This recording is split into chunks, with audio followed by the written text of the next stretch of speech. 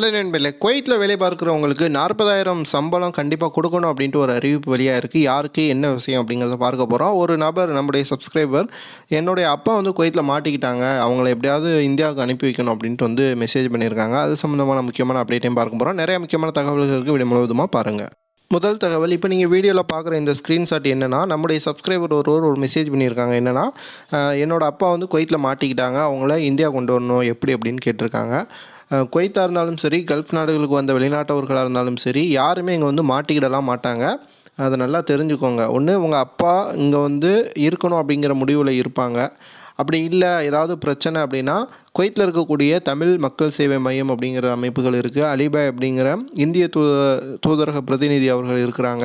இந்த மாரி நெறையா உதவிகள் செய்யக்கூடிய தன்னார்வ அமைப்புகள் குவைத்தில வந்து இருக்கு. அத தொடர்பு கொள்ளுங்க. அப்படியும் இல்ல அப்படின்னா, இந்திய தூதரகத்துக்கு உங்க அப்பாவ வந்து போக சொல்லுங்க. கண்டிப்பா தீர்வு வந்து உடனடியா தற்போது வந்து கிடைச்சுக்கிட்டு இருக்கு. ஸோ யாரும் வந்து பயப்பட தேவையில்ல. இந்த மாதிரி ஒரு வேளை கம்பெனில அல்லது வேற கஃபீல்ட்ட நம்ம வந்து காதிமிசால வந்து தனியா ஒரு இடத்துல கொண்டு போய் பாலைவன பகுதிகள்ல வேலைக்கு போட்டிருந்தா கூட, நாம ஒரு டாக்ஸில வந்து இந்திய தூதரகத்தில சொன்னா போதும், நம்மள ஊருக்கு அனுப்பி வச்சுருவாங்க.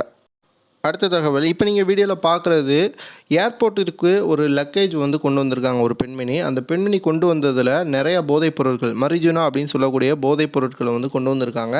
ஸ்கேனிங்கில் பார்த்தீங்கன்னா அது தெளிவாக ஏர்போர்ட் அத்தாரிட்டிக்கு வந்து தெரியுது. தற்போது இந்த பெண்மணியை கைது செய்து சிறையில் அடைச்சிருக்காங்க.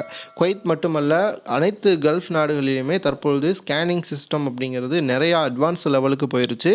இந்த மாதிரியான தவறுகளில் யாரும் ஈடுபடாதீங்க. அதே போல் உங்களுடைய லக்கேஜில் வந்து உங்களுக்கு தெரியாத நபர் யாராவது இதை கொண்டு போய் அங்கே கொடுக்கணும், கொண்டு போய் கொடுத்துருங்கன்னு சொல்கிறாங்கன்னா, அதில் என்ன இருக்குது அப்படிங்கிறத தெரியாமல் அதை வாங்கி உங்களுடைய லக்கேஜோட பேக் பண்ணாதீங்க. அது உங்களுக்கே பிரச்சனையாக வந்து முடியும். அடுத்த தகவல், குவைத் பிலிப்பைன் தூதரகம் ஒரு முக்கியமான சர்க்குலர் வெளியிட்டிருக்காங்க. எங்களுடைய நாட்டு மக்கள் குவைத்திற்கு வரணும் அப்படின்னா குறைந்தபட்ச சேலரியாக 40,000 ரூபாயாவது பிலிப்பைன் நாட்டு கரன்சி இருக்கணும் அப்படின்னு வந்து சொல்லியிருக்காங்க. அது மட்டும் இல்லாமல் ஒவ்வொரு கேட்டகரிக்கும் தனித்தனியாக வேஜஸை வந்து ஃபிக்ஸ் பண்ணியிருக்காங்க. அதாவது சம்பள வரம்பை வந்து குறைந்தபட்சமாக ஃபிக்ஸ் பண்ணியிருக்காங்க. எந்த வேலைக்கு வந்தாலும் குறைந்தபட்சம் 40,000 இருக்கணும். ஒருவேளை இன்ஜினியரிங் கேட்டகரி அல்லது பெரிய உயர்மட்ட கேட்டகரிக்கு வராங்கன்னா அதற்கு ஏற்ற சம்பளம் இருந்தால் தான் எங்கள் நாட்டில் இருந்து விசாவே வந்து ரிலீஸ் ஆகும் அப்படிங்கிற மாதிரி சொல்லியிருக்காங்க. இது எவ்வளோ வரவேற்கத்தக்க ஒரு சர்க்குலர் அப்படிங்கிறத கீழே கமெண்ட் பாக்ஸில் கமெண்ட் பண்ணுங்கள்.